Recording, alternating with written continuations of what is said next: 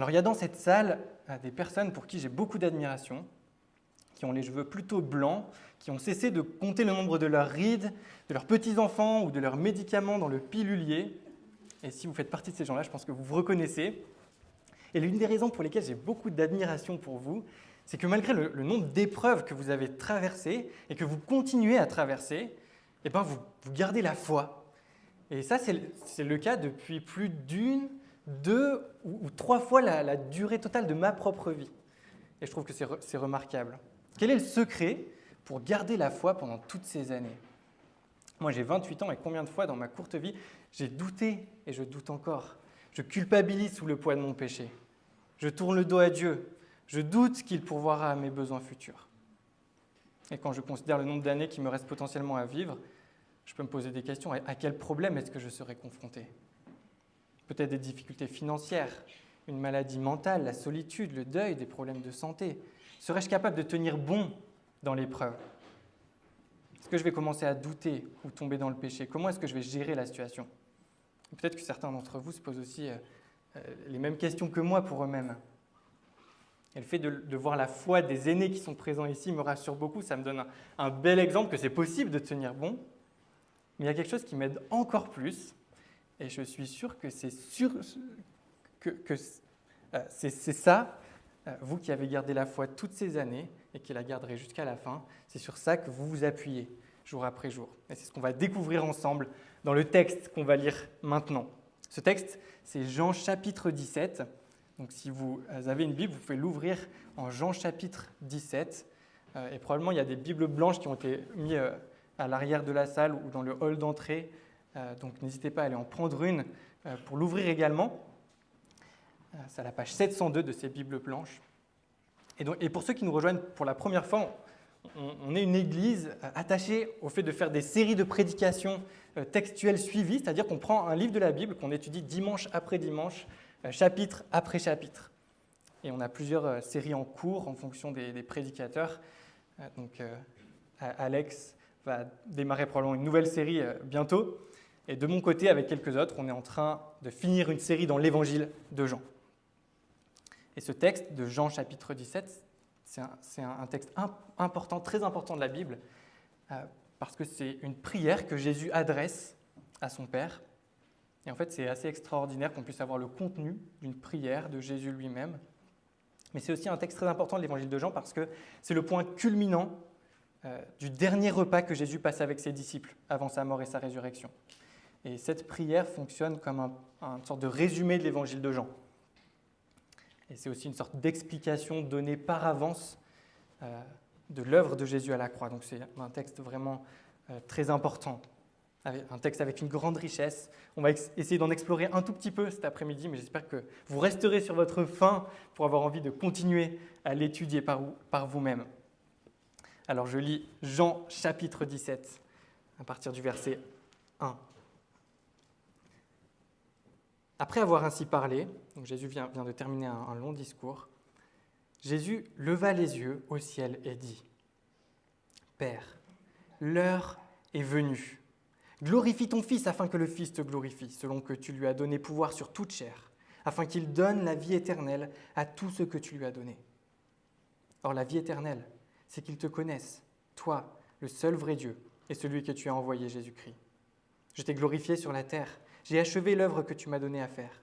Et maintenant, toi, Père, glorifie-moi auprès de toi-même, de la gloire que j'avais auprès de toi, avant que le monde fût. J'ai manifesté ton nom aux hommes que tu m'as donnés du milieu du monde. Ils étaient à toi et tu me les as donnés, et ils ont gardé ta parole. Maintenant, ils ont reconnu que tout ce que tu m'as donné vient de toi, car je leur ai donné les paroles que tu m'as données. Ils les ont reçues, ils ont vraiment reconnu que je suis sorti d'auprès de toi, et ils ont cru que tu m'as envoyé. C'est pour eux que je prie. Je ne prie pas pour le monde, mais pour ceux que tu m'as donnés, parce qu'ils sont à toi. Et tout ce qui est à moi est à toi, et ce qui est à toi est à moi. Et je suis glorifié en eux. Je ne suis plus dans le monde. Eux sont dans le monde, et moi je vais à toi. Père Saint, garde-les en ton nom, ce nom que tu m'as donné, afin qu'ils soient un comme nous. Lorsque j'étais avec eux, je gardais en ton nom ce que tu m'as donné. Je les ai préservés, et aucun d'eux ne s'est perdu, sinon le fils de perdition, afin que l'écriture soit accomplie. Et maintenant je vais à toi, et je parle ainsi dans le monde, afin qu'ils aient en eux ma joie parfaite. Je leur ai donné ta parole et le monde les a haïs parce qu'ils ne sont pas du monde. Comme moi, je ne suis pas du monde. Je ne te prie pas de les ôter du monde, mais de les garder du malin. Ils ne sont pas du monde, comme moi je ne suis pas du monde. Sanctifie-les par la vérité. Ta parole est la vérité. Comme tu m'as envoyé dans le monde, moi aussi je les ai envoyés dans le monde. Et moi, je me sanctifie moi-même pour eux, afin qu'eux aussi soient sanctifiés dans la vérité. Ce n'est pas pour eux seulement que je prie, mais encore pour ceux qui croiront en moi par leur parole, afin que tous soient un. Comme toi, Père, tu es en moi et moi en toi, qu'eux aussi soient un en nous, afin que le monde croie que tu m'as envoyé. Et moi, je leur ai donné la gloire que tu m'as donnée, afin qu'ils soient un comme nous sommes un, moi en eux et toi en moi, afin qu'ils soient parfaitement un, et que le monde connaisse que tu m'as envoyé et que tu les as aimés, comme tu m'as aimé. Père, je veux que là où je suis, ce que tu m'as donné soit aussi avec moi, afin qu'ils contemplent ma gloire, celle que tu m'as donnée parce que tu m'as aimé avant la fondation du monde. Père juste, le monde ne t'a pas connu, mais moi je t'ai connu. Et ceux-ci ont connu que tu m'as envoyé. Je leur ai fait connaître ton nom, et je leur ferai connaître, afin que l'amour dont tu m'as aimé soit en eux, et que moi, je sois en eux. Jusqu'ici, la parole de notre Seigneur. Et je vais encore prier. Notre Dieu, notre Père, nous sommes reconnaissants parce que tu nous donnes ta parole, règle de vie et de foi pour nous, encore aujourd'hui, chrétiens lyonnais du XXIe siècle. Et nous te supplions, Seigneur, d'ouvrir les yeux de notre cœur par la puissance de ton esprit, afin que nous comprenions et que nous sachions comment appliquer ta parole à chacune de nos vies. Assiste-nous, Seigneur, et secours-nous pour que nous ne soyons pas aveugles à ta parole, mais que nous sachions entendre ce qu'elle a à nous dire. Amen. Alors, je ne sais pas si vous l'avez remarqué, mais on peut découper cette prière de Jésus en 3 parties principales. Jésus commence par prier pour lui-même, dans les 5 premiers versets. Il prie ensuite pour ses disciples, dans les versets 6 à 19. Et enfin, il prie pour tous ceux qui croient en lui, donc pour l'Église en général, dans les versets 20 à 26. Et chacune de ces parties sont dominées par un thème majeur qui nous concerne, nous, en tant qu'Église et en tant que chrétiens lyonnais en 2024. Et donc, on va suivre également cette structure, ces 3 parties. Commençons par la première partie dans laquelle Jésus prie pour lui-même. Dans cette partie, Jésus, en tant que Fils de Dieu, s'adresse à son Père. Il dit que l'heure est venue. On voit ça dès le premier verset. « Père, l'heure est venue ». Et si on a en tête le reste de l'évangile de Jean, on sait que quand Jésus parle de l'heure, en fait, il parle du moment où il va être crucifié. Et Jésus demande à son Père de se servir de cette heure pour le glorifier afin que lui-même le glorifie. Et comment il veut faire ça ? En sauvant, en donnant la vie éternelle à tous ceux qui lui ont été donnés. Et Jésus exprime la caractéristique majeure de cette vie éternelle en termes relationnels. La vie éternelle, c'est de connaître Dieu. Et comment on connaît Dieu ? Eh bien, en connaissant Jésus, son Fils. C'est ce qu'on voit dans ces premiers versets. Et en fait, c'est ce que nous avait déjà dit Jean au tout début de son évangile. Si on relit Jean 1, verset 18, « Personne n'a jamais vu Dieu. Dieu, le Fils unique, qui est dans le sein du Père, lui l'a fait connaître. » Et c'est une idée qu'on peut comprendre d'une certaine manière, de manière assez facile. On a la chance de revoir aujourd'hui notre pasteur Alex et sa famille après 3 mois de congé sabbatique. Imaginez que durant son absence, alors que vous êtes tranquillement en train de discuter des super nuits que passent Joshua Jacobs avec bébé Elliot et de la dernière mission de Timothée Saran à l'armée, quelqu'un qui ne connaît pas Alex vienne vous voir et vous demande « Dis-moi, à quoi il ressemble, Alex ?» Eh bien, vous avez devant vous Timothée et Joshua, et vous vous dites « Tu vois, c'est Timothée, mais en plus vieux. » Et vous aurez déjà, je pense que vous êtes d'accord avec moi, vous aurez déjà une bonne idée d'à quoi peut ressembler Alex. Pourquoi ? Parce que celui qui fait connaître le Père, c'est le Fils. Et je reprends cette illustration de Donald Cobb, mon professeur du Nouveau Testament, qui l'avait appliqué avec son propre fils Dimitri Cobb, qui est membre de cette église, donc plusieurs connaissent Et vous pouvez imaginer que l'illustration fonctionne très bien en ce qui les concerne aussi. Mais tout ça pour dire que la connaissance de Dieu et de son plan passe par la connaissance de Jésus et de son œuvre. Celui qui fait connaître le Père, c'est le Fils. Et les versets 4 et 5 vont encore un peu plus loin avec cette idée. Verset pas évident. Je t'ai glorifié sur la terre. J'ai achevé l'œuvre que tu m'as donnée à faire. Et maintenant, toi, Père, glorifie-moi auprès de toi-même de la gloire que j'avais auprès de toi avant que le monde fût. Alors, comment comprendre ces deux versets un peu mystérieux ? Eh bien, je vais utiliser deux mots pour les expliquer. Et les étudiants en théologie qui sont là, c'est la rentrée, donc c'est le moment de rafraîchir votre mémoire. Ces deux mots, c'est péricorèse et pactum salutis. Alors, si vous pensez que la péricorèse, c'est une maladie, et que le pactum salutis, c'est le médicament pour la soigner, pas d'inquiétude, on va les expliquer.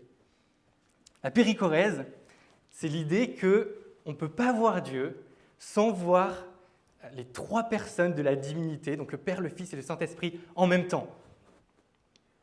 Il y a une interhabitation des personnes de la divinité.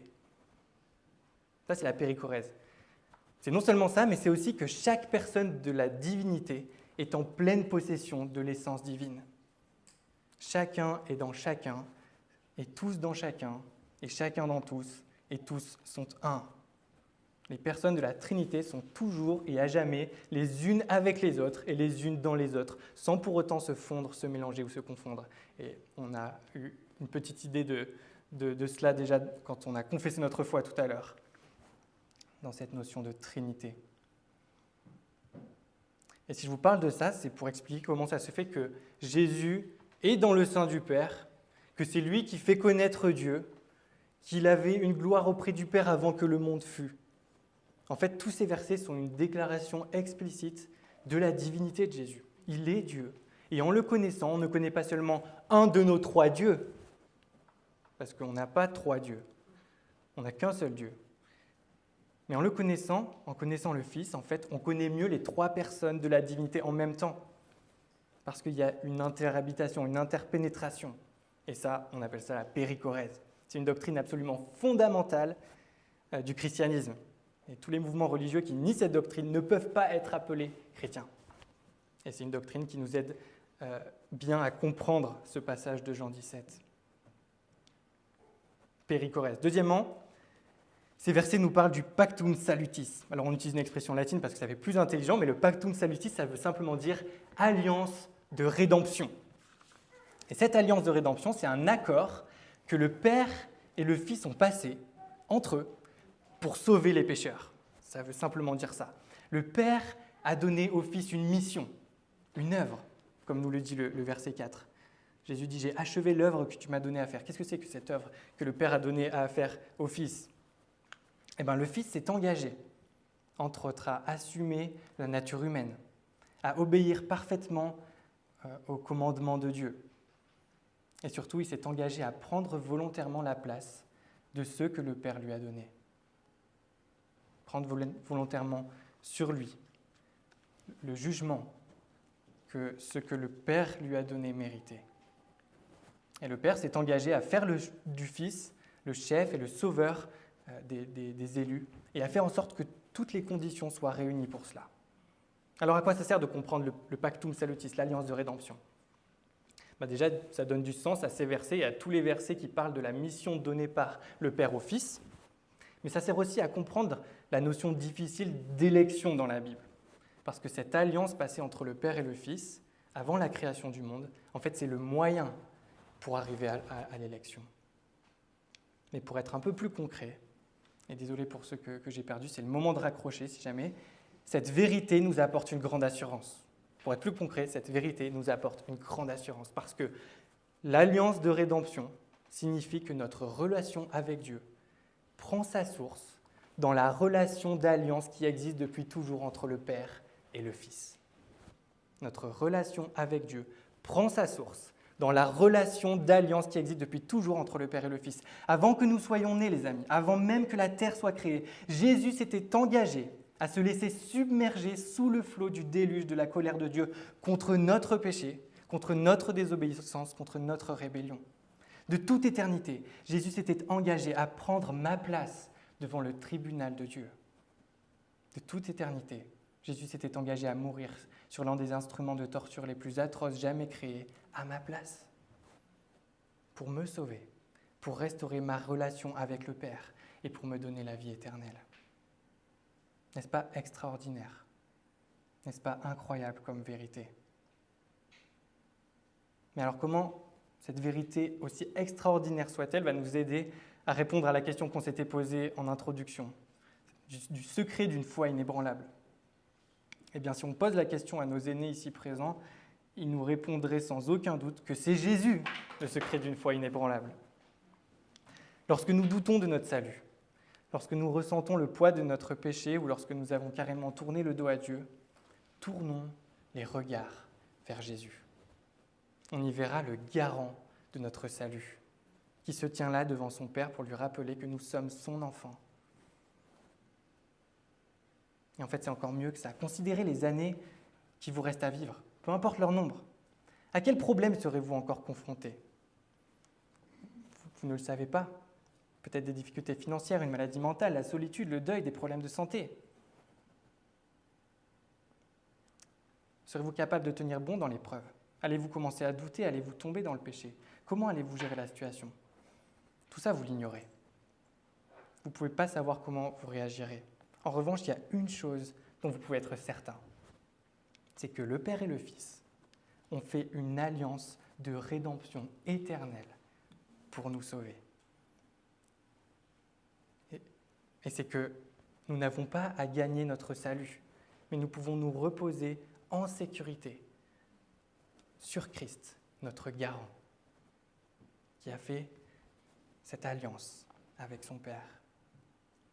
Mais peut-être qu'on a du mal à croire cette vérité. Et en fait, ça, c'est souvent le cas quand on chute dans le péché et qu'on ressent une grande culpabilité. On ne se sent pas approuvé par Dieu. On ne se sent pas digne d'être dans sa présence. On ne se sent pas pardonné.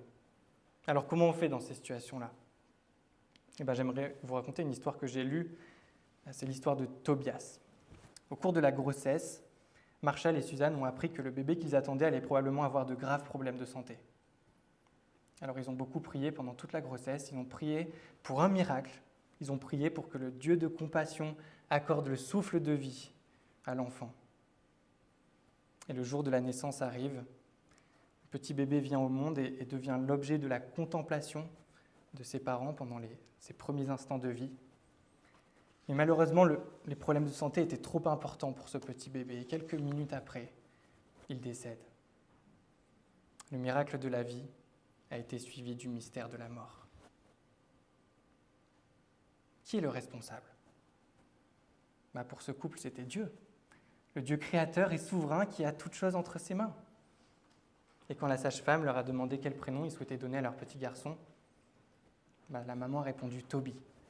C'est le diminutif d'un prénom biblique, Tobias, qui signifie Dieu est bon. Dieu est bon. Dieu est bon. Comment pouvait-il l'affirmer? Comment pouvait-il croire en cet attribut aussi incroyable de Dieu en cet instant-là? Parce que tout à ce moment-là semblait prouver le contraire, n'est-ce pas? Ce couple croyait que Dieu est bon non seulement quand sa bonté est compréhensible, mais aussi quand elle ne l'est pas. Il est bon parce qu'il est Dieu. La bonté fait partie de son identité. Et cette famille en était convaincue. Et le papa écrit « Le prénom de notre enfant représentait ce que nous croyions et pas ce que nous ressentions. » C'était ce que nous avions envie de ressentir à nouveau un jour. Et il conclut « Voilà comment ça doit se passer avec tout ce qui ne colle pas avec le Seigneur. Voilà comment on doit réagir avec notre difficulté, nous, à gérer notre culpabilité. » Ce texte de Jean 17 nous invite à ne pas vivre selon ce que nous ressentons, mais selon ce que nous croyons. Et parfois, on ne ressent pas le pardon de Dieu, la pleine approbation, le fait que notre nom est inscrit sur le cœur de Jésus. Mais la Bible nous le dit. Si nous reconnaissons nos péchés, il est fidèle et juste pour nous les pardonner, pour nous purifier de tout mal. Alors la culpabilité n'a pas sa place. Nous la ressentons, mais n'y croyons pas. Notre dignité pour tenir devant Dieu ne vient pas de nous, mais de Jésus. Nous sommes convaincus que si nous sommes unis au Christ par la foi, il ne nous abandonnera jamais. Il nous accordera toujours le pardon. Notre statut devant Dieu ne dépend pas de nos bonnes ou mauvaises actions. Et ô combien, personnellement, je ressens des choses fluctuantes. Selon mon humeur, selon mes performances religieuses, selon si je pêche ou pas. Et dans ces moments-là, voilà le défi que nous lance notre Dieu. En qui as-tu confiance ? En qui as-tu confiance ? En tes sentiments ou en Dieu ?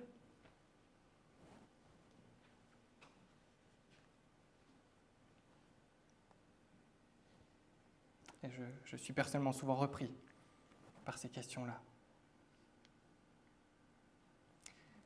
Passons à notre deuxième partie, après cette première partie beaucoup trop longue. Dans la deuxième partie de sa prière, Jésus prie pour que ses disciples, c'est-à-dire ceux qui ont gardé sa parole, soient gardés du malin, soient sanctifiés par la parole et soient envoyés dans le monde. Et en fait, ces trois idées ont toutes un lien entre elles. En fait, l'idée de base, c'est que lorsqu'on reçoit la parole de Dieu, lorsqu'on comprend l'Évangile, lorsqu'on devient enfant de Dieu, on change d'allégeance, comme nous le dit le verset 14. On n'a plus pour maître le monde et son chef, qui est le diable ou le malin dans ce passage. Et ça, ça génère la haine du monde, comme on l'avait vu en détail au chapitre 15 de l'Évangile de Jean il y a quelques semaines.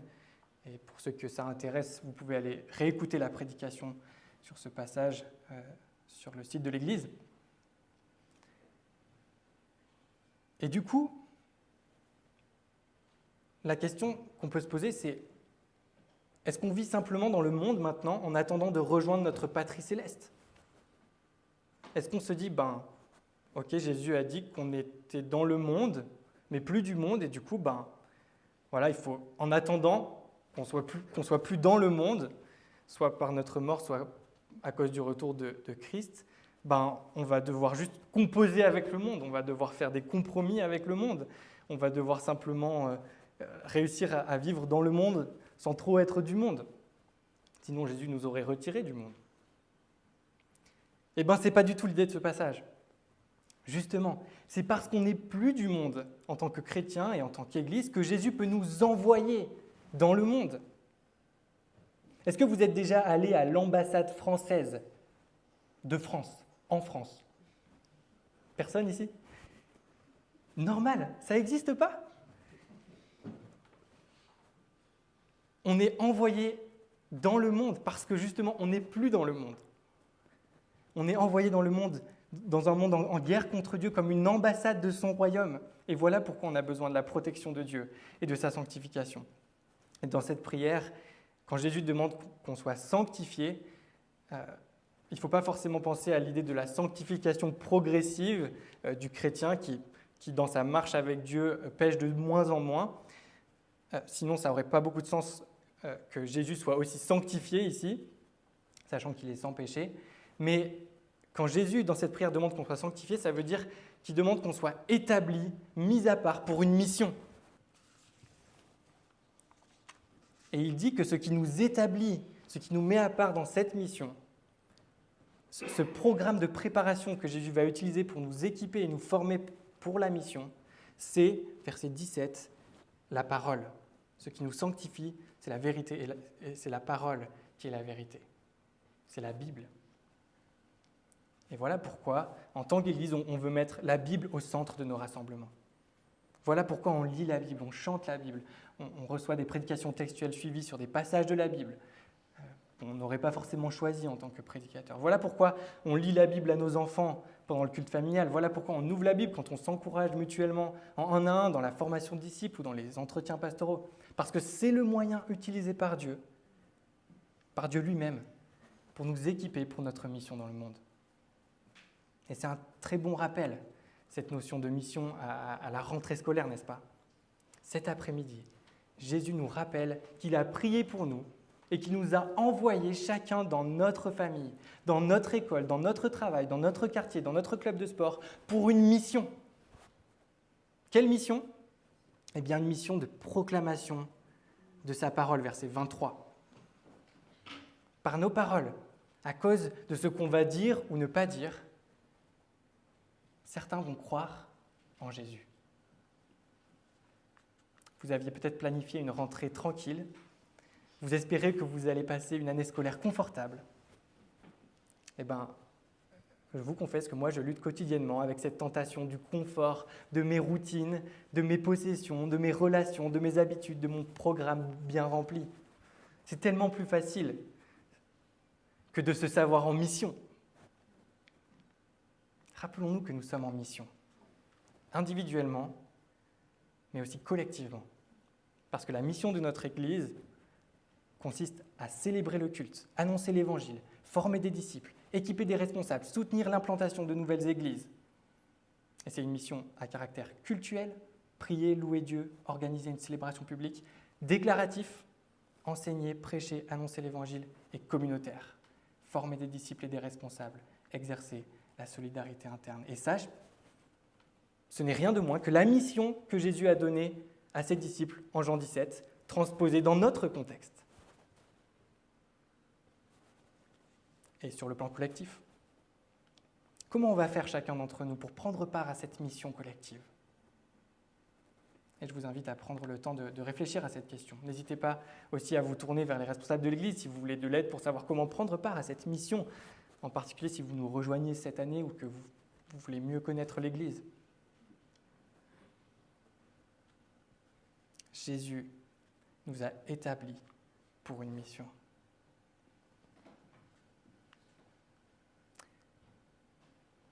Et on doit passer à la dernière partie de la prière maintenant.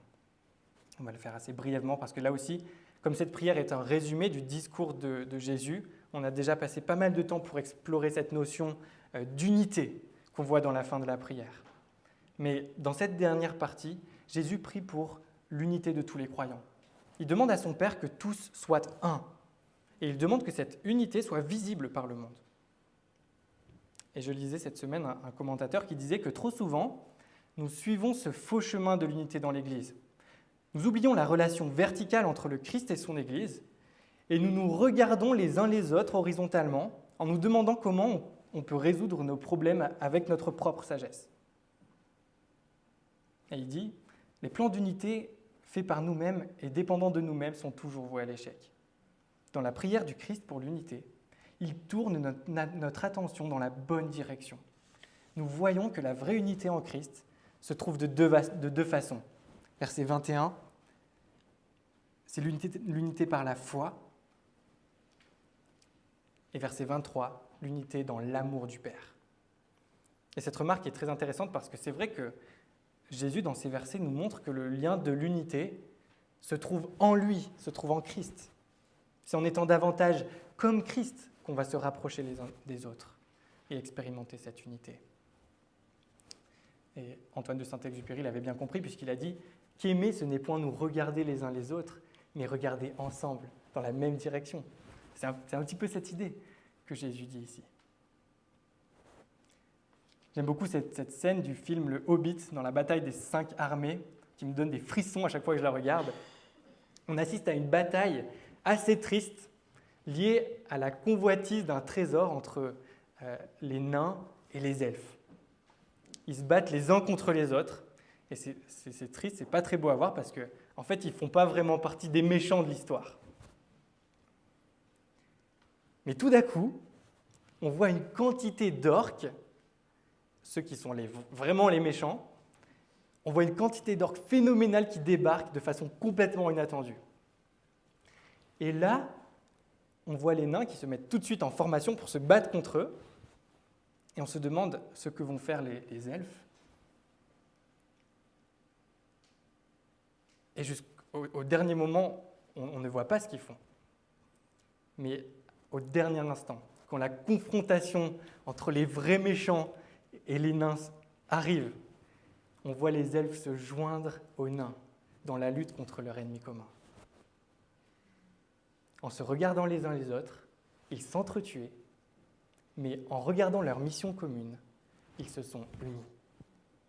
Pour vivre l'unité, au lieu de se concentrer sur nous, cherchons à vivre toujours mieux notre unité avec le Christ, en lui ressemblant davantage, en lui obéissant davantage, en participant toujours mieux à la mission qu'il nous confie. Et ça contribuera à ce que nous vivions l'unité les uns avec les autres. Alors, chers frères et sœurs, je veux vous prévenir, ne soyons pas dans l'aveuglement. Cette année, il va y avoir des tensions, il va y avoir des frictions, il va y avoir des désaccords, on va se blesser mutuellement. Il n'y a aucun doute là-dessus. Et ce sera en particulier dans ce genre de situation qu'on va expérimenter l'amour pour lequel prie Jésus dans ce texte. Et ça, c'est visible. C'est visible pour les autres. Ne nous cachons pas dans une unité mystique, invisible, en disant que notre unité, elle est spirituelle et invisible. Non, cet amour, il est visible. Une communauté où on vit le pardon, la bienveillance, où on se parle, où on ne laisse pas l'amertume nous ronger, où on se fait grâce mutuellement, où on prend soin les uns des autres. C'est visible. Et c'est ce à quoi nous appelle Jésus. Verset 21. Verset 20-21. Ce n'est pas pour eux seulement que je prie, mais encore pour ceux qui croiront en moi par leur parole, afin que tous soient un. Comme toi, Père, tu es en moi, et moi en toi. Qu'eux aussi soient un en nous, afin que le monde croie que tu m'as envoyé. Quelle merveilleuse vérité on voit dans ce passage. Nous sommes une Église sauvée par Jésus, et ça nous donne une grande assurance. Nous sommes une Église envoyée par Jésus dans une mission de proclamation. Et nous sommes une Église unie par Jésus pour vivre quelque chose d'impossible à vue humaine. Alors on va chanter un chant qui va nous servir de réponse collective à ce passage de Jean 17, parce qu'il reprend les grands thèmes de cette prière. Du sein de l'amour trinitaire, tu établis un plan, ô Père, bénir un peuple racheté devant le trône rassemblé.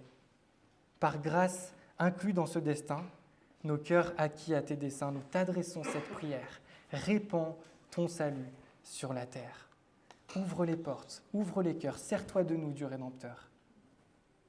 Déploie ton bras pour sauver les nations. Ô Seigneur, glorifie ton nom. En se livrant sur le calvaire, Christ accomplit ton plan, ô Père. La croix, si faible en apparence, par la foi, sauve avec puissance.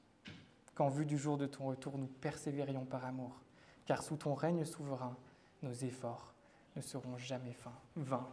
Chantons ensemble.